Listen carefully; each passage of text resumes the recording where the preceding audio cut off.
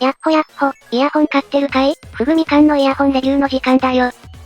今回紹介するのは、ラクト5の面白げな新商品、トライブリッドで、DD、BA が2ドライバずつ搭載された、2BAPPT2 ダイナミックドライバ構成に加え、ノズルによる音質フィルター変更と、加えて、スイッチによるゲイン調整と、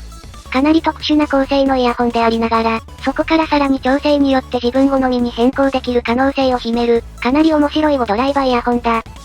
このような構成の製品というと、1PZT4BA2 ダイナミックドライバの、ナイス HCKNX7 シリーズが思い浮かぶんだけど、NX7 シリーズとも全く異なる構成で、こちらはこちらで面白い。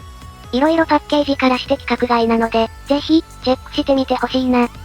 詳しく見ていこうか。硬質で内部を保護できるパッケージの内側は、すべての付属品を収納できるキャリングケースになっていて、しかも、イヤホン本体と共通の衣装を持つ専用設計品と、かなり凝った作りになっている。ぶっちゃけ、このキャリングケースで5000円くらい持っていってないと疑うレベルのこだわりっぷりだ。ケースの状態でほとんどの付属品が視認できると思うんだけど、解説書複数言語、ケース、イヤーピース複数、そしてケーブルに、本製品はノズル交換が可能なので、交換用のノズルも付属する。ノズルには専用の台座も用意されていて、紛失を心配することはそれほどなさそうだ。ケースは金属製でがっちりとしたもので、内部にシリコン製の保護材兼仕切りが入っている。運搬時のダメージも考慮した作りになってるんだけど、何分小学生が持ってる謎のごつい筆箱じみたサイズ感なので、あんまりこのケースで携帯したいと考える人はいないんじゃないかな。ケーブルは見栄え重視か、正しくない方向に装着されているので、使用前に再接続しよう。端子は非埋め込みのフラットにピンとなっているぞ。1点気になったのが、付属ケーブルが 3.5mm にしか対応していないこと。2万円オーバーなので、プラグの選択式か、交換可能なタイプが付属してもいいんじゃないかとは思う。やっぱりケースに予算持っていかれてない？とはいえ、この構成で2万円クラスは十分にコスパとしてはいいと思うけども、フック X などよりも安価な価格帯に設定されているので、より狙いやすくなっているぞ。本体は全体がアルミ系の合金と思われる。エッジの眠たさもない、ちゃんと作られた、金属製の中華イヤホンだ。背面は、なんとなく内部のユニットのシルエットが確認できるくらいの金属メッシュが大きく取られてるんだけど、実際に自分で聞いた時には、あまり開放感は感じなかった。いわゆる半開放型くらいのポジションになってると思う。イヤホンの内側にも、かなり大型のベントが配置されているぞ。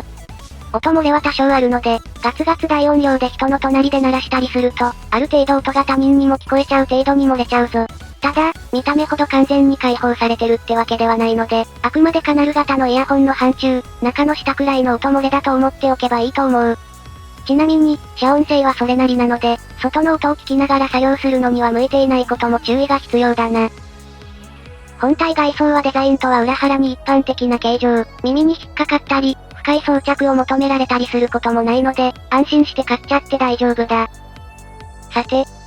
ブリッジの面白さは、この外観のこだわりようにもあるとは思うんだけど、イヤホンとしての本分として考えると、構成、カスタマイズ性、そしてそこから導き出される音質にあると思う。我が家で、直接のライバルになるのは、BQEYZ のサマーやスプリングなどの、式シリーズの前半モデル。それから、さっきもチロッと名前の出た、ナイス HCK の NX7 マーク3 5のシリーズだな。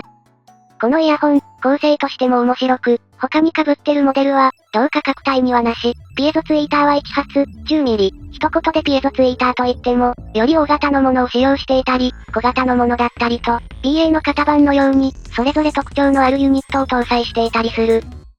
ブリッジの場合、10mm のピエゾツイーターは、BQEYZ のものより多層だったり、このモデルならではの仕様があるので、ピエゾツイーター機を持っているから、今回は流すか、ともならないのが悪いところ。さらに、BA ドライバが2発、こちらがピエゾツイーターと高音域をミックスして、より高質かつ刺さりすぎない音色になってる。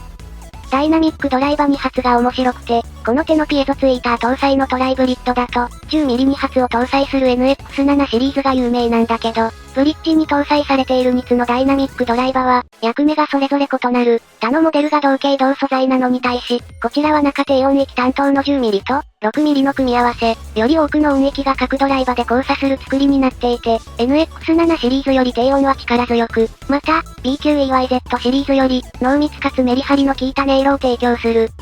簡単に言ってしまうと、この手のトライブリッドの中で、真っ当なバランスを維持しつつ、かなり力強いドンシャリ傾向を持ったモデルを聞きたいのなら、このブリッジはとても有効な選択肢になるということだ。加えて、何度か触れている通り、ブリッジは、スイッチギミックと、フィルター交換のギミックを同時に搭載していて、どちらも組み合わせることで、理想のトライブリッドを簡単に作ることができる。ただ、それでもキャラクターはトライブリッドイヤホンらしさを持った範囲に収まっているので、野人カノンのような、幅広いスイッチ選択による音変化までは望めないことに注意しよう。フィルターギミックは、ドライバが全て通る、イヤホンのノズルの中に、どれくらいの密度のメッシュフィルターを置くかどうかで、高音の減衰具合を決めるもの。目地の細かいものを使うほど、高音は柔らかくなり、何もない状態だと、バキバキのピエゾと BA の高音域が楽しめる。基本的には、ノズル内に障害物を置かない方がダイレクト感のある音色になるだろう。ここが調整できるのは地味に嬉しい。NX7 系も、必ずフィルターは高音が減衰しないタイプにしていたけど、この状態が、一番ピエゾと BA の音色をダイレクトに楽しめる感じがするからだ。この状態でスイッチで低音を増強した状態で視聴してみたぞ。で、音色なんだけど、BA による中音域の表現力、ピエゾツイーターによる、高音域の残響などの表現に頼らない粒立ち、そして、それを調整できるフィルター、さらに、高音低音に分かれたゲイン調整によって、フィルターに頼らずとも、かなり調整ができてしまう。この手のトライブリッドは、低音域が主役になるほどでないものなんだけど、今回のブリッジに関しては、高音域を強調しつつ、低音域もしっかり重く出せる、という、バランスが実現できるところが違いかな。具体的に言うと、NX7 系は、低音域を増強するためにかなり苦労するんだけど、ブリッジは標準パーツだけで、かなり力強い低音域を手に入れることができる。対して、NX7 系は、低音域の表現力で言うと、もともと高質より2ダイナミックドライバなんだけど、2ダイナミックドライバで厚みを増している感じ。対して、ブリッジは、10ミリ単体でしっかり低音を出し、それで、やぼったくなりがちな、中音域以上は、6ミリダイナミックドライバー、BA2 台、ピエゾツイーターで、つなぎ目を感じさせないつながりで、高音域まで伸ばしている。電子音楽系のソリッドな音色から、フィルターを使って、柔らかくすることによって、より自然な鳴らし方までちゃんとこなせる一台だ。具体的に言うと、ラクト後の人気作、フック X から、それを暖色にシフトさせた、フック XHBB までのバランスを、一台でこなせる感じ。ただ、もちろん、平面駆動のドライバとピエゾツイーターとの組み合わせのフック X 独特の改造感とはちょっと違うので注意しよう。ただ、フック X でも、より暖色系の音が好きな人でも、問題なく愛せる、対応範囲の広いイヤホンだ。また、ピエゾツイーターの高質な音色をある程度制限できるので、ピエゾツイーターは苦手だけど、ギリギリまで分離感の高い音の方が好き、という人にも、ちょうどいい塩梅を探せるブリッジは、かなり相性の良い人が多くなりそうな仕上がりになっているぞ。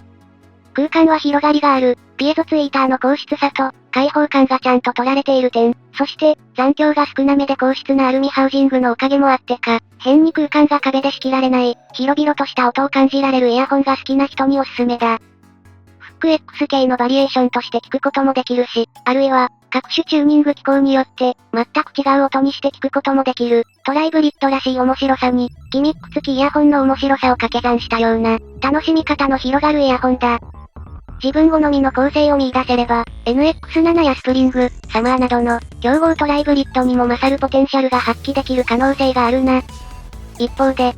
ダイナミックドライバが10ミリ単発である点が、NX7 やスプリング系との個性の違いのポイントになる。例えば、BQEYZ のスプリングやサマー系は、13ミリと非常に大きなダイナミックドライバを採用していて、なおかつ、BA ドライバは単発だ。なので、中音域なんかはよりメリハリが効いた表現になっていて、低音域側は、ベースからサブベースにかけて、よりスケール感のある表現が可能になっている。対して、ブリッジは、より、明瞭さと広がり方のバランスの取れた中音域を持っていて、低音域も、しっかりと、従来型の弾む低音を実現してるぞ。ここの低音域の質感に関しては完全に好みだけど、物理的に違うもんはスイッチじゃ再現できないからな。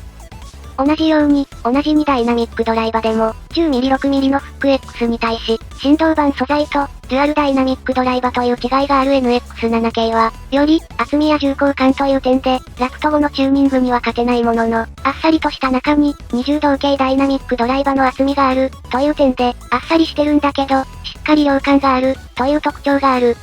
なので、価格は問わず、トライブリッドの中華イヤホンは、どれも特徴的で個性が異なるため、どれか一本取り上げろ、と言われても難しいのが本音だな。その中で、ブリッジは、しっかりと、ライバルと差別化し、なおかつ、フィルターもスイッチも搭載した欲張り構成で、より多くの顔を見せてくれるイヤホンだ。ピエゾツイーターをフィルターでおとなしくさせて馴染ませた、ウォーム感のある機種として使ってもよし、スイッチで低音域側を減らした、おとなしい機種にしてもよし、全部攻撃的な設定を持った、素敵イヤホンとして運用してもよし、特徴的なデザインをめでてもよしと、色々遊べる一台になっている。トライブリッドで一本、面白いものが欲しいと思ったなら、ブリッジは非常に良い選択肢になる可能性があるぞ。